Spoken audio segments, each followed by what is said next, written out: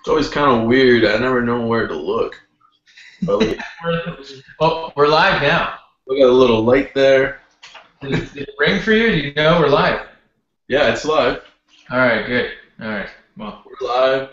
all right. So we're here with Luis, founder of Wynwood Brewing down in Miami, more specifically the Wynwood neighborhood. A lot of big things happening for Wynwood.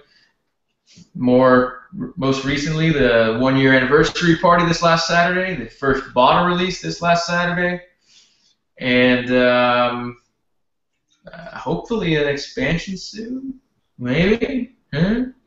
Yeah, that's what this year it's looking like. Well, I know you guys picked Wynwood for a reason.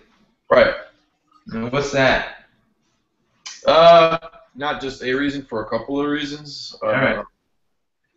First, I'm a really big fan of the neighborhood. I lived there before we got the brewery going.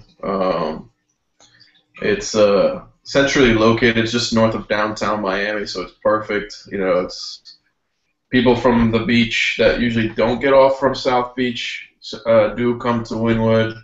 People from the suburbs also come to downtown Brickell to hang out, so it's a great location.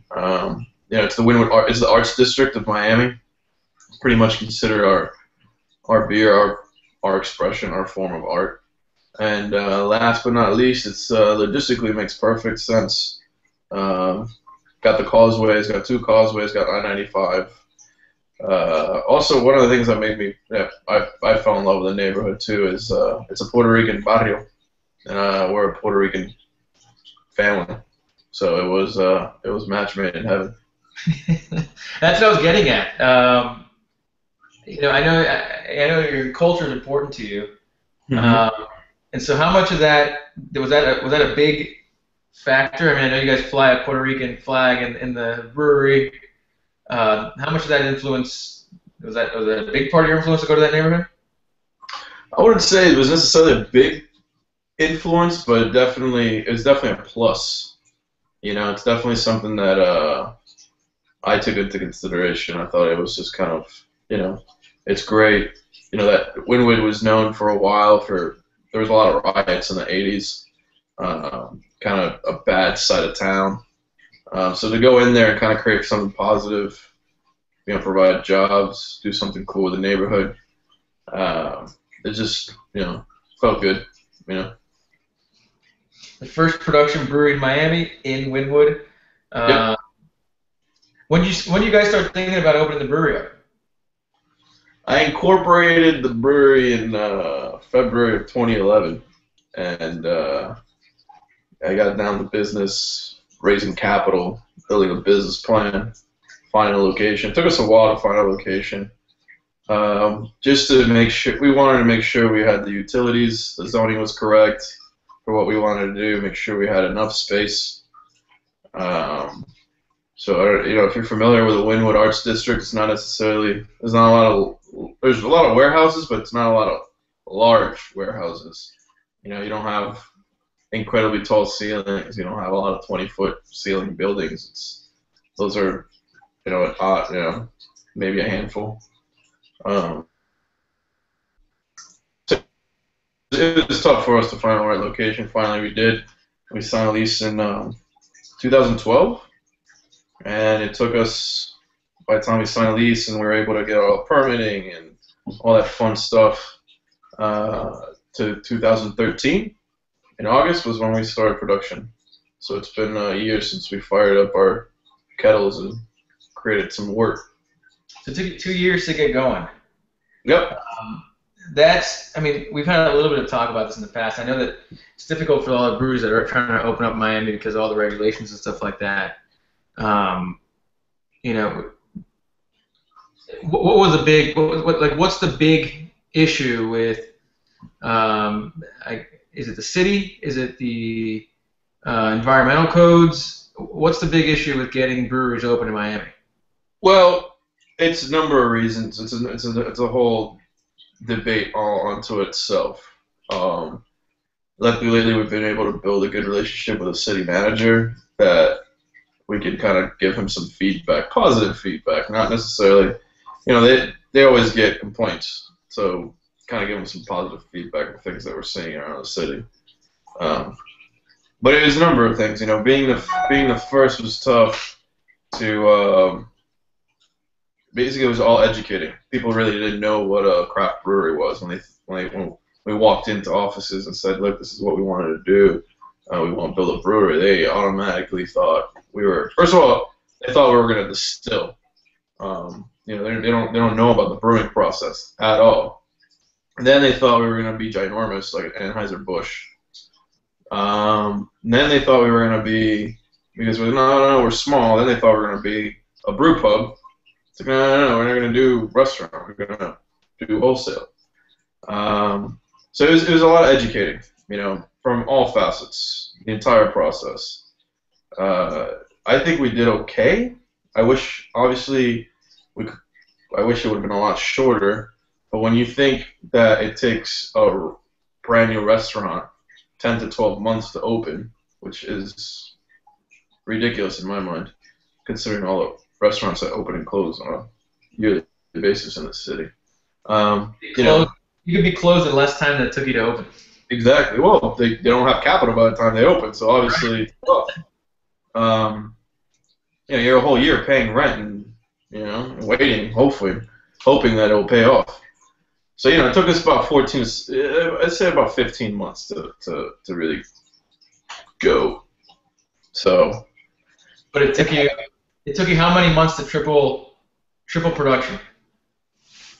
It took us, so me and my dad were pretty ballsy, pops, because as soon as we opened, we're like, screw it, let's double down.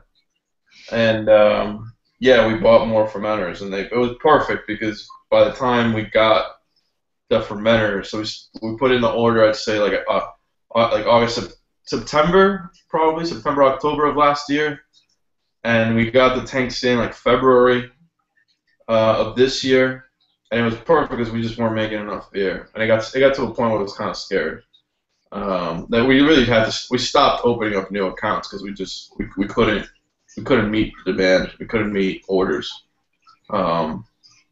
So with Brown, our partner, we decided to cut. So yeah, it took us, you know, I guess 5-6 months to triple because we needed to. That's insane. Yeah. That's insane growth. And I guess on a more global scheme, I mean that's a good thing. I mean Miami's not necessarily, we're not the leaders of this craft beer scene. We're still babies, and the fact that, you know, the first production brewer is able to triple production in 5.5 months. Do you see that as something that says, well, there's a lot more room for growth here. There's a lot more room for other breweries to open up here and continue to grow. Have you seen, I guess, in piggybacking on that, have you seen a difference in the people walking in at first to the brewery, you know, month one versus the people walking in now? Definitely the crowd changes a little bit. So it's gotten, obviously we got a lot more people now, which is great. You know, now that we've been around for a year, or close to a year. So it's definitely exciting to see new faces all the time, so that's good. One of the things that I try to, when we first started, our beer really wasn't that great, I'll be honest with you. So much so that when we put out some product, I didn't like it. We bought it back from Brown. We took a huge hit and just, you know, dumped a lot of beer. But yeah, so people, well, if it's ain't good, man, I mean, it's not good, you know. I don't want people to think that that's what we stand for. So, you know, we constantly working on, you know, improving. You know, we want it to be the best there is, you know, for our standards. So, yeah, I mean, so now a lot of people, you know, I see a lot of people saying, oh, you know, it's not necessarily, you know, Wynwood Brewing's not necessarily that great, or stuff's mediocre at best. I'm like, well, when was the last time you tried it, you know? Oh, when it first opened. Like, come on over, I'll buy you a beer. You know, I want you to try it again, because I think our quality has gotten a lot better. Our beer has gotten a lot better. You tried the beer that I bought back. Yeah, exactly. So, but these are all learning curves, man. You know, I mean, when you Yeah, but first, that's something, man. I mean, a lot of breweries, I don't think they'd be willing to do that. I mean, yes, there's a standard that everybody wants to hit, but to actually take the financial hit to buy it back says something about, I guess, the fabric of the brewery that you're trying to run, and you are running. yeah, well, thanks, I appreciate that. Yeah, I mean, look, it's not the liquid. There's a lot of changes, when you're going from, you're trying the system for the first time, and there's a lot of nuances that can go wrong. There's a lot of things that can go wrong. That you didn't hit your gravity, your fermentation's not going well, your temperature is not necessarily where you want it. When you're trying everything for the first time, so it was, it's a learning curve for sure. You had a few brewers there, a few different head brewers. Yeah, no. Now we have let me put this light on. Now we have Nick. You gotta fire your production team. Yeah.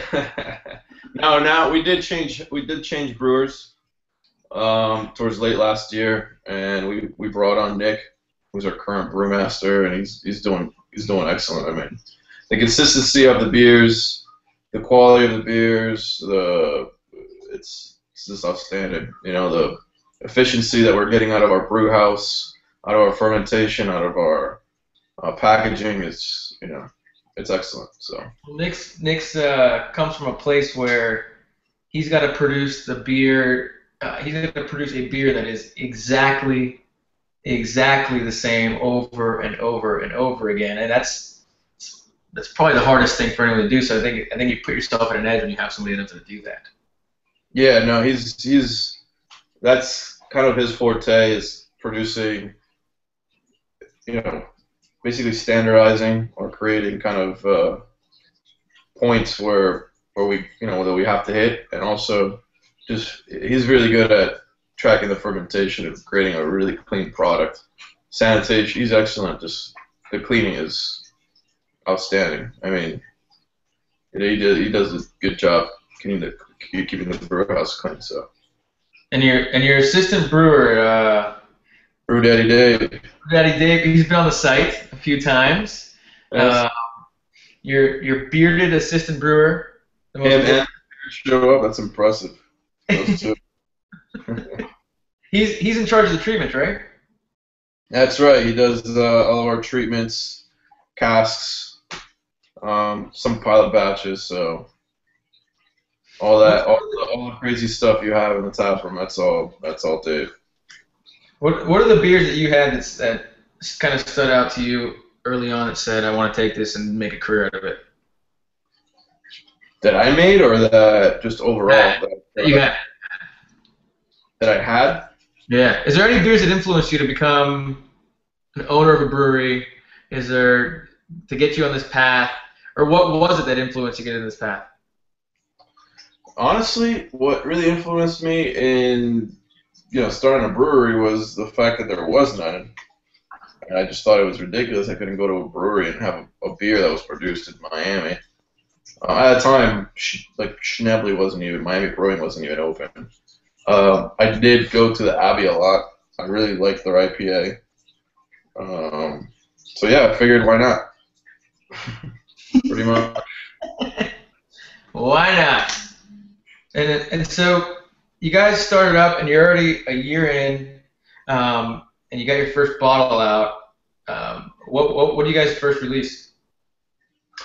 The first bottle we released was a wheat wine that Dave and I brewed back in, I want to say, November of last year, and we put it in barrels. We put it in Petite Syrah French oak barrels. So yeah, it's definitely, I think it's got a lot of the wood character that we wanted. It's a beer that I personally would not recommend drinking cold. I like it nice at like 55, perfect. Low carbonation. It's a great cigar beer. So I've always wanted to do a wheat wine, so we did it. I think it's one of a series, right? So you guys are gonna do these like a series of these barrel aged beers. Right. It's called the Shipwreck Series. The each beer will be named after a famous Spanish shipwreck off the coast of Florida. So this one's El Infante, and the next one coming up, which we'll probably release in October, will be San Francisco, which is our Father Francisco, which is our Belgian Golden Strong, aged in bullet bourbon barrels. So Nice. That's yeah, that nice. one's really nice. And then, is there any bottles left over the first release people can go to the brewery and get? Yeah, absolutely. We had about, I think 1,500 was the magic number that we finished with. So we do have bottles left in the brewery that you can definitely go get. And $20 a pop. I'd say get one, drink it, get another one, age it.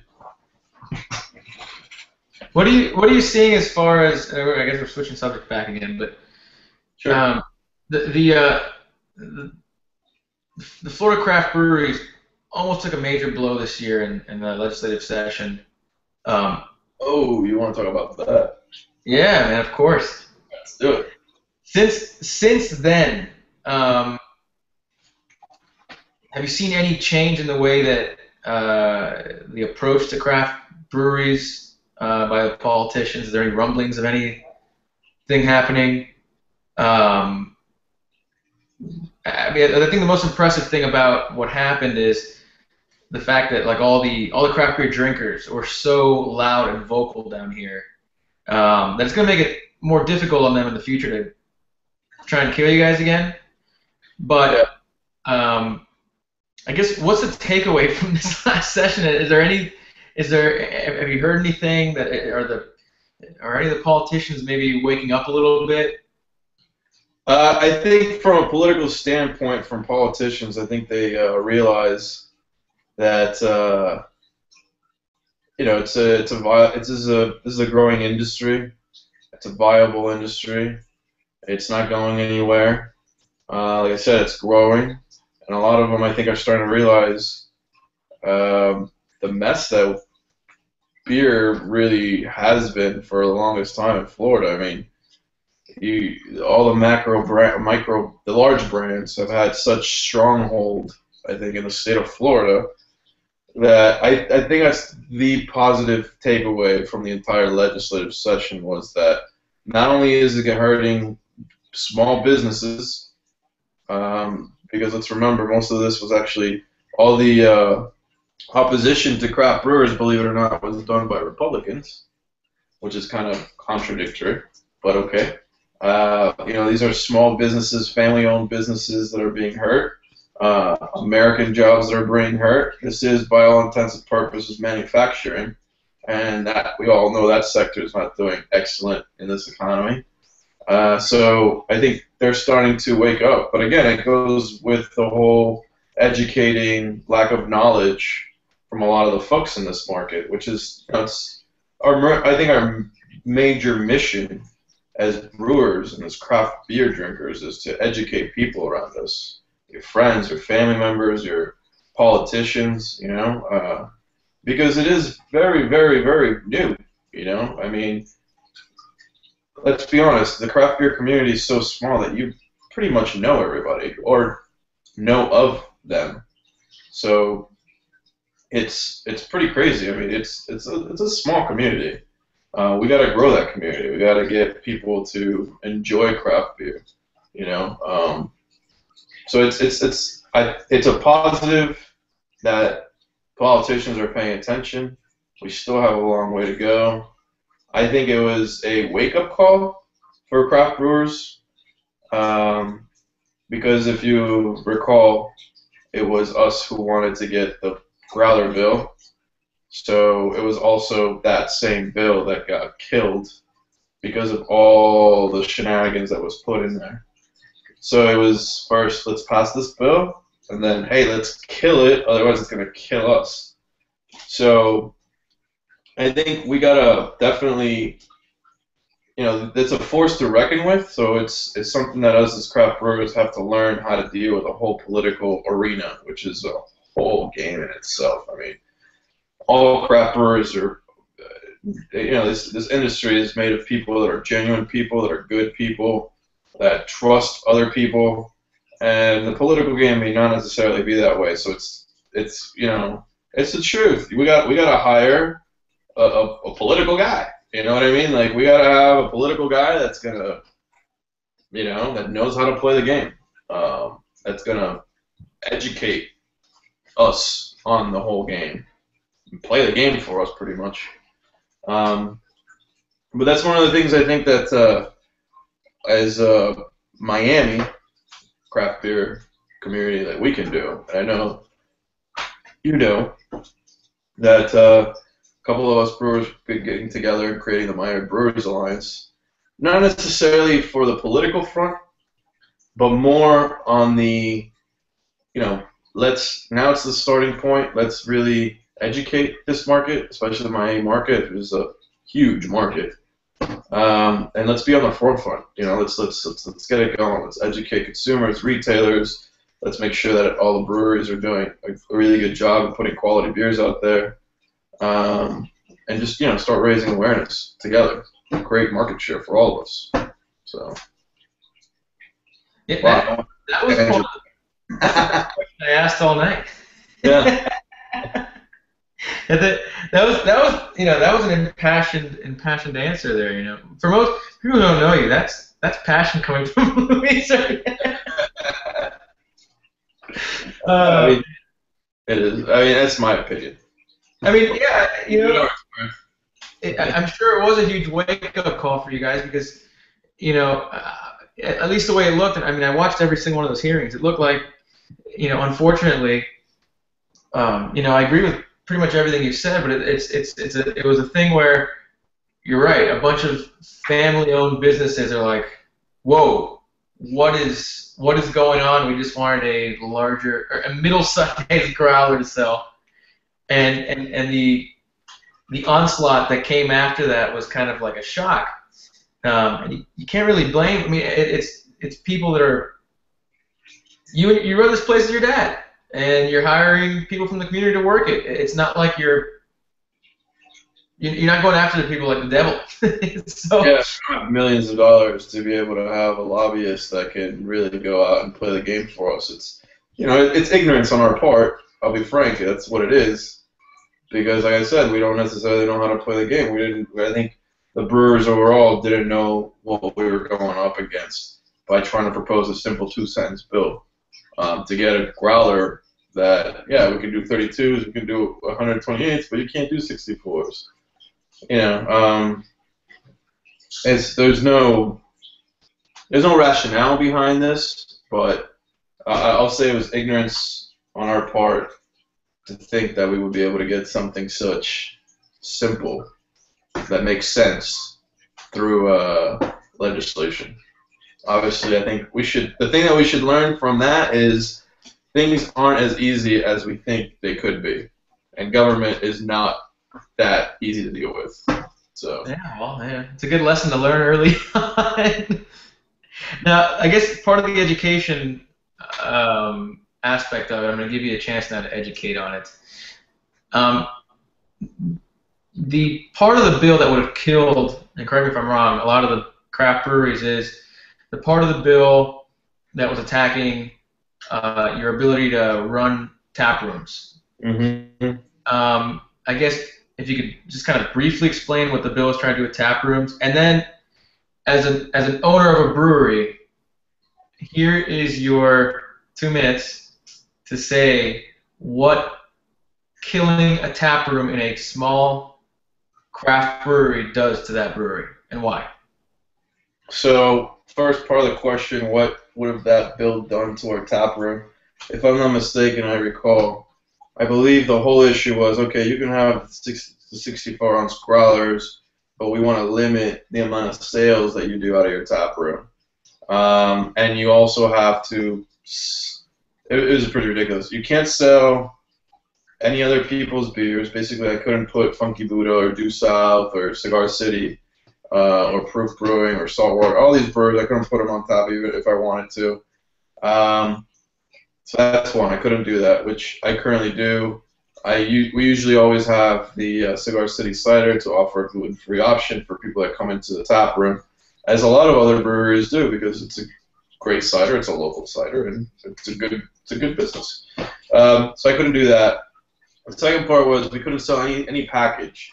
So our bottle release, like we did on Saturday, would have been completely outlawed and against the law, and I could have gone to jail or fined ridiculously, possibly even lose my license. So that was another one. And then if we wanted to sell in the tap room, we would have to sell it to the distributor first and then buy it back. And right now the current law states that we'd have to sell our beer, for instance, tomorrow, we catch some beer today. Our beer then gets picked up tomorrow by our distributor, goes up to West Palm Beach to their warehouse, has to rest in their warehouse for 24 hours before it gets sent out into the market. This law, however, would go away. This proposed bill would make this law go away, meaning that that 24-hour hold wouldn't stand anymore. So I would have to basically pay a distributor during this proposed bill. If I wanted to sell in my tap room, I would have to sell to the distributor and then buy it back without that beer even touching the truck or the warehouse of the distributor. It was basically me paying them a cut just to be able to sell my beer. I think towards the end they've kind of realized how ridiculous that sounded, and they were trying to go away from it. But yeah, these are just some of the things that these wonderful politicians wanted to do.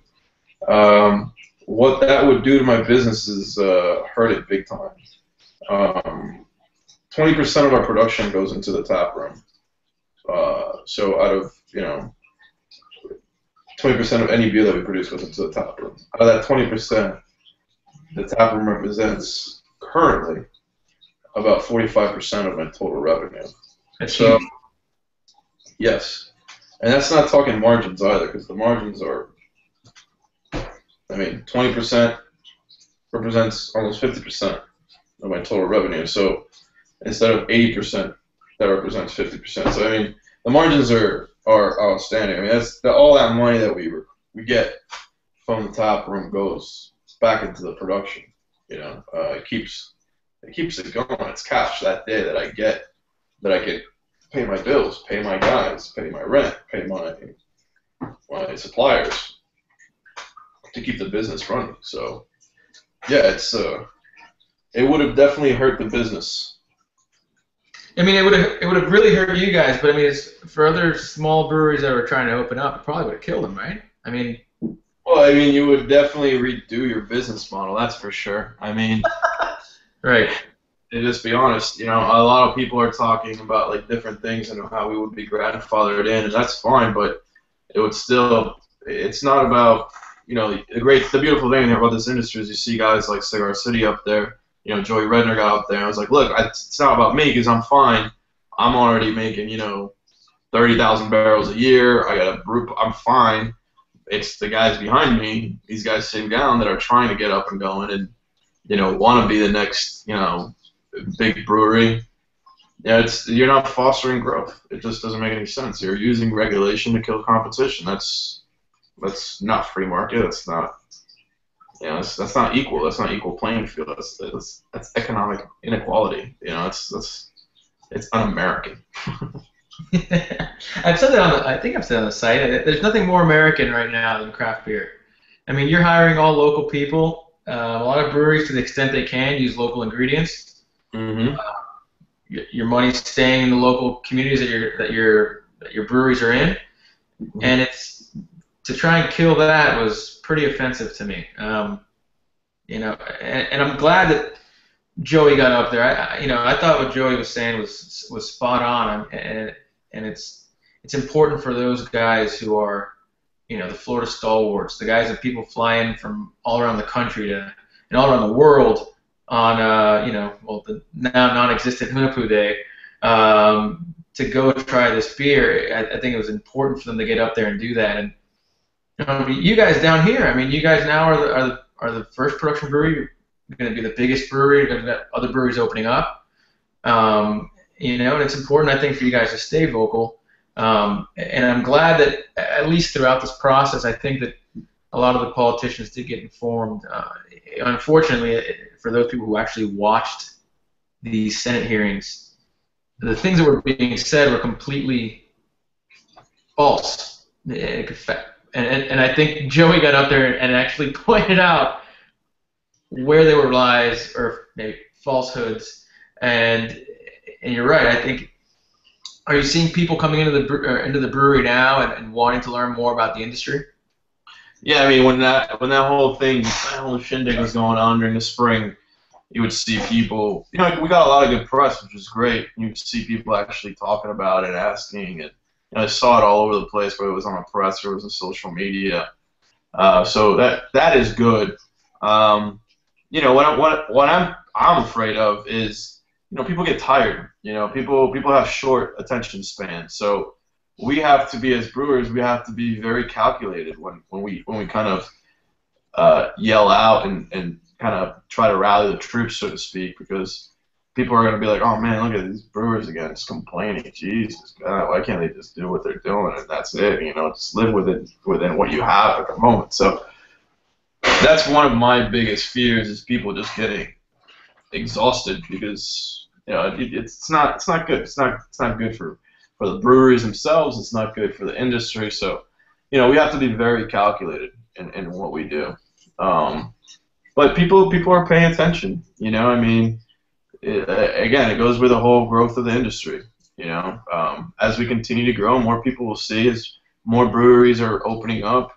It's our reach is larger.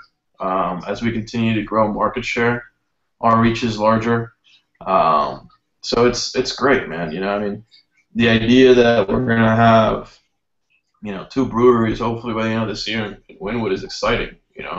Everyone kind of has their own little niche and the styles and whatnot. And it's great for the neighborhood. It's great for us. I mean, the neighborhood's awesome. You got artisan bakers. You've got you guys. I mean, it's a great neighborhood. There's so much happening there. For people who haven't been down to the brewery, I mean, you can go down to the brewery, make a day out of it, go get a beer, walk to lunch somewhere, walk back to the brewery. There's art all over the place. I mean, you guys have art everywhere. So it's like you've got art in a glass and you've got art on the walls, and it's a great feeling to have it coming up. And I mean, and I think you guys being down there is a huge stimulator for that neighborhood. Now, as far as your actual beer, getting off the legislative stuff, but as far as the beer is concerned, are you noticing people are being a little more adventurous with what they order nowadays? Are the palates changing down here? Because I think generally what people would drink for beer in Miami until maybe even a year ago was your macro brews and your Coronas on the beach. Yeah, the imports are huge still in Miami. Right. So I mean, are palates changing? I think it's the biggest challenge that we have is to get people to put beer in their mouth and try it out. Whether they like it or not, that's a separate thing. But that's the biggest challenge, to try to get people to try it. We still get people that have never been to a brewery, that they've heard about us. Our beer tenders do an excellent job of talking to them, getting them a flight, talking about the different beers.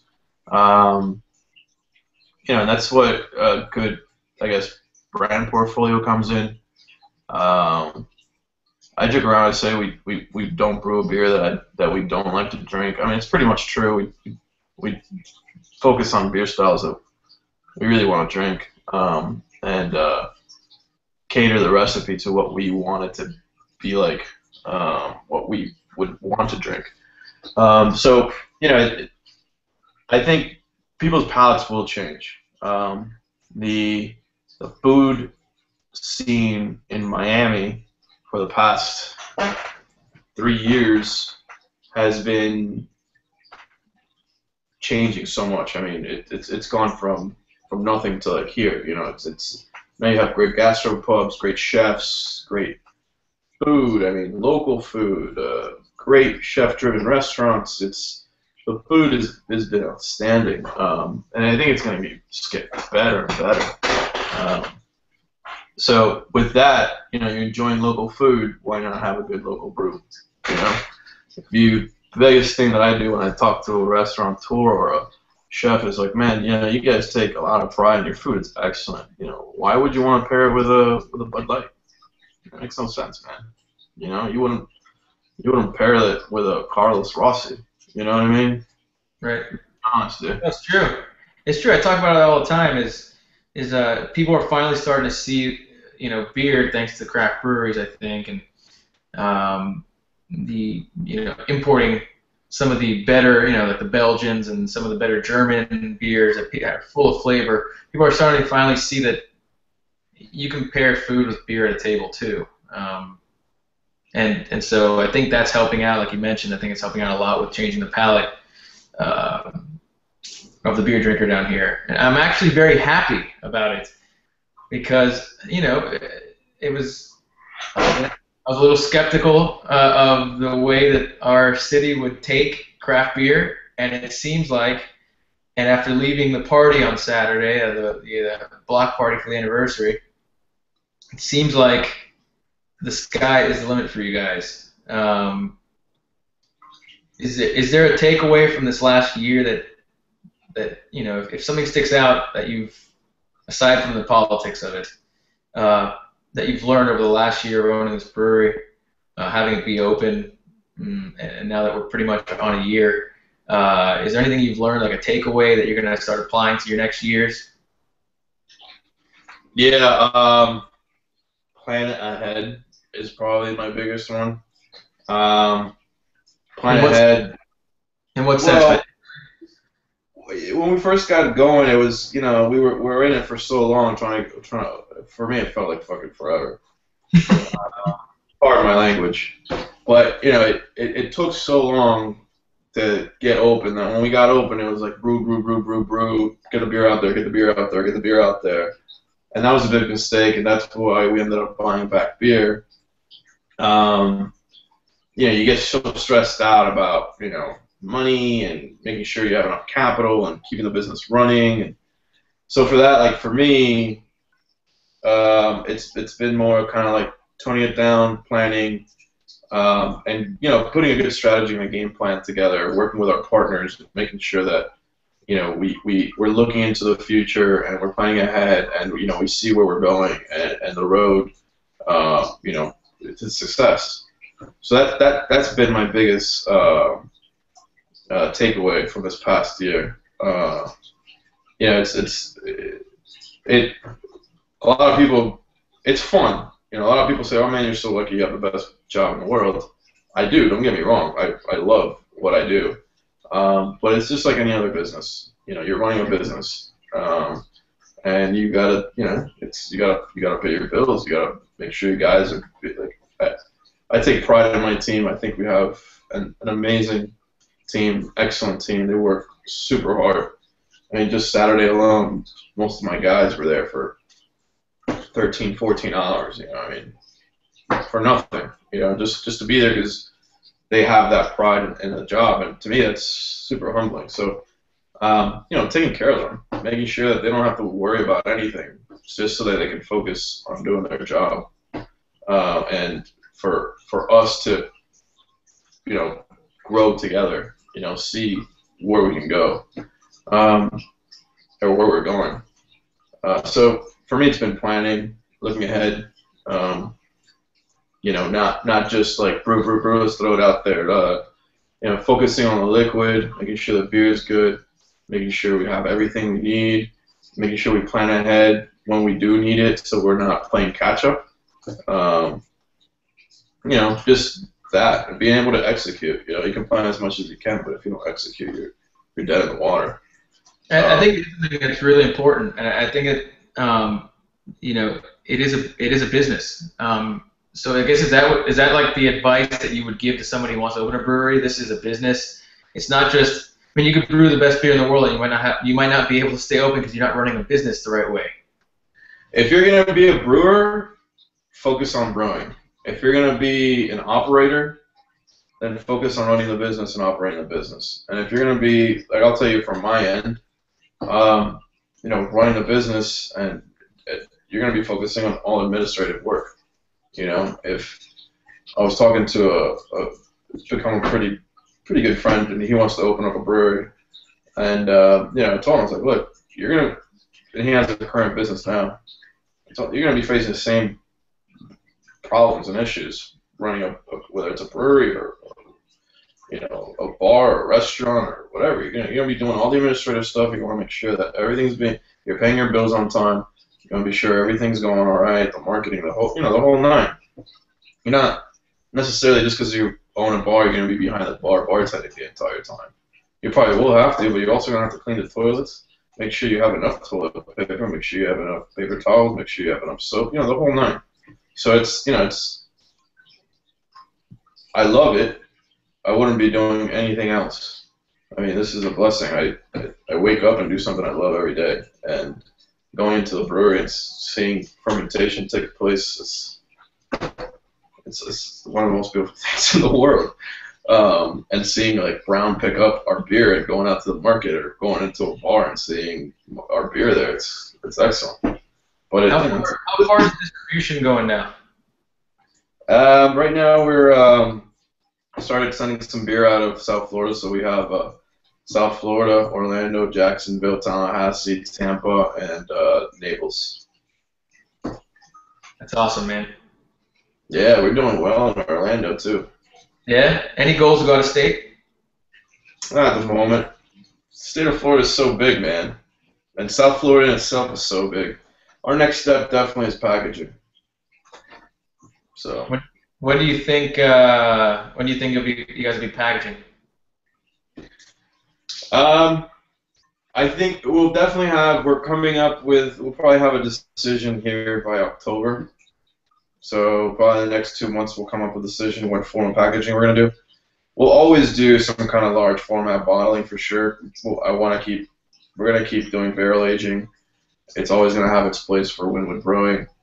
But right now, whether we're gonna do 12-ounce bottles or we're gonna do cans, that's the question we're having.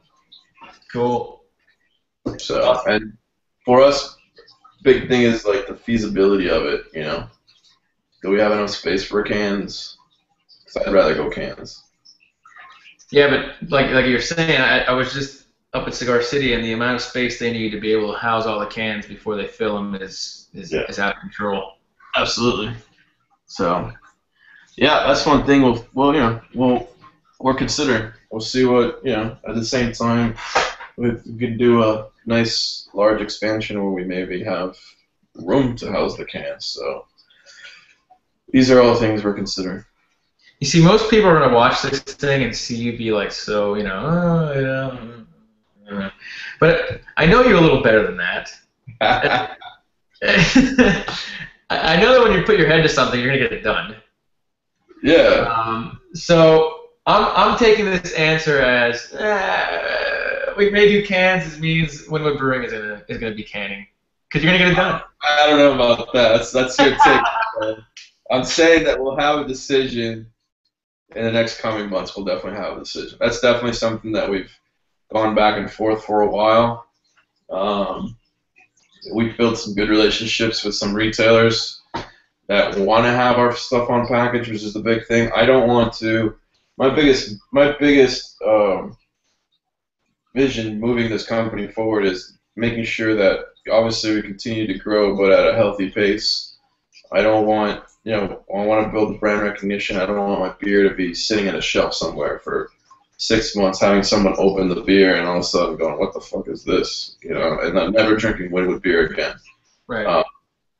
So, yeah, that's something that we've been leading up to it. We've started filtering La Rubia and Magic City Pale Ale. So these are things that all we wanted to do moving towards canning, and we're doing it. There's other things that we'll have to do before we do any kind of packaging, whether it's canning or bottling, that we have to upgrade in our facility. So I want to make sure that we have the right utilities, the right things in place before we do that. So. Cool, man. Well, I gotta mention one other thing before we end this thing. I'm really proud of you, man. And one of the biggest reasons that I'm proud of you is because. And a lot of people don't see this because a lot of people, you're not you're not throwing it in people's faces, which I think is the important thing. One of the, not the important thing, the special thing, and the reason why I'm bringing it up myself is your constant dedication to charitable organizations, charity work, and supporting local charities. You supported a charity charity event that I do every year. You've supported other charities in the community, and I got to say that that's another big factor about craft breweries. You look around the country, and there's always something going on. They do bike races for charity or running for charity. There's a lot of stuff that Wynwood's doing that doesn't get enough, in my opinion, publicity. It should get more attention, and I'm very proud of you for doing that. I hope that never ends. It's extremely. Well, you know me better than that. So and we don't do it for the publicity, so I don't care. I don't want publicity for it. That's something that we do because we believe in it, So. And that's why I'm bringing it up. People should know that you're doing these things. You don't have to give it, and it's better that you do it that way. I think it means that it means a lot more to you. You're not just doing it to market your brand. Right. I'm bringing it up because I think it's awesome, and I think people should realize that you're going into Wynwood, you're supporting a brewery that is constantly throwing money back into their community and supporting causes that are under-supported. It came out, I think it was in the paper, or maybe I read it online somewhere. A Little League baseball team you guys helped with uniforms, and we don't have to go into details, but thank you for doing that. Miami needs its breweries to do that, and for being humble about it and quiet about it and just going about your business doing it is really awesome. So I know you'll keep doing it, but thank you for doing it. And wish you nothing but luck in the future. Is there a Wynwood Brewing tagline that nobody knows? Is there like something that symbolizes your guys' brewery that like do you guys have like a catchphrase about Wynwood Brewing? I mean, we got a couple, man. I mean, I know our guys. We're like 7 dudes working together, so sometimes it gets a little X-rated, I guess. But yeah, I mean, we have a couple hashtags. We got the Wynwood hashtag Wynwood's Rising. The Got Wood. Yeah, that's pretty much it. So we have fun for sure. We're not. It's beer. It's not medical equipment. It's not vaccines or anything. And I think the responsibility of being just a business owner, period, or just a community member, period, is to give back. If your community doesn't get any better, then it's because of you. A lot of people talk and complain, but really don't do anything about it. So I have a son, and Wynwood is very dear to my heart, and there's a lot of parents that bust their butt in Wynwood that don't have the means to take care of their kids. And this little league team is something that they could spend their time into rather than being out on the streets. So, that was a good place for us to start, and we'll continue growing with it. And I think the city of Miami is very happy that we're being able to step up and help because they're cutting funds left and right. They don't necessarily have the means necessary. So it's places like that where private enterprise can step in and the business community can step in and help out. It's not much. You don't need to do a lot. Just any little bit counts. You do it right, that'll be big. So, it's something that from the get-go, my dad and I decided to do, is to give back, as much as we possibly can. So we'll continue doing so. I'm excited because the more we grow, the more we can give. So that's the tagline. There we go. Next time we do this, we got to have your dad on. It'll be like comedy hour. Oh yeah, man. What is this? That's awesome. I'm making fun of him. He does a lot of Skype. I have a sister in Chile, so he Skypes a lot with him. So. There you go. Well, all right, man. So congratulations on the year. It's great timing for the first sit down, first hopefully of many things that we're doing with Wynwood. Um, can't wait to see you guys in stores. If you haven't gone to Wynwood yet, Wynwood Brewing, get your ass down there. Luis is always there. Dave's always there. Pops is always there. You're gonna hang out with these guys. It's just an awesome environment, and thank you for everything you're doing in the community, and we hope it just nothing but growth for you guys. Thanks, man. Bring your guitar next time. We'll jam. There we go. Alrighty. Thanks for watching. Thanks, man. Thanks for having.